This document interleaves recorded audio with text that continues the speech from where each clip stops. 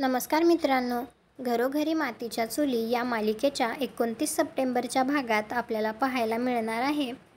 ऋषिकेश आणि सौमित्र जात असतात त्यावेळी ऋषिकेशला पोलीस इन्स्पेक्टरचा फोन येतो आणि इन्स्पेक्टर ऋषिकेशला म्हणत असतात, तुम्ही सगळे जरा सावध राहा. हे ऐकल्यानंतर मात्र ऋषिकेशला काही कळत नाही आणि तो विचारतो, सावध राहा म्हणजे? तर लगेच इन्स्पेक्टर सांगतो, ती ऐश्वर्या सयाजीरावांना बेलवर सोडवून गेली असं कळलंय. हे ऐकून तर ऋषिकेशला धक्काच बसतो. तर इन्स्पेक्टर म्हणतो, त्यामुळे तुम्ही सगळेजण अलर्ट राहा आणि मेनली सारंगला प्रोटेक्ट करा. त्यानंतर इकडे सयाजीराव त्याच्या घरून बंदूक घेऊन निघालेला असतो रागातच. त्यावेळी त्याची बायको त्याला म्हणत असते, अहो तुम्ही हे काय करताय? तर सयाजीराव म्हणत असतो, त्यावेळी सारंगची अंत्ययात्रा निघाली नव्हती पण आता निघणार.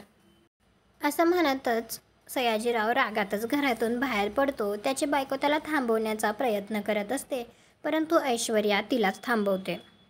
इकडे सारंग गाडीमध्ये कुठेतरी जात असताना त्याच्या गाडीचं टायर पंक्चर होतं, त्यामुळे तो खाली उतरतो. तर तेवढ्यातच सयाजीराव तेथे येऊन त्याच्या डोक्यावर बंदूक धरतो.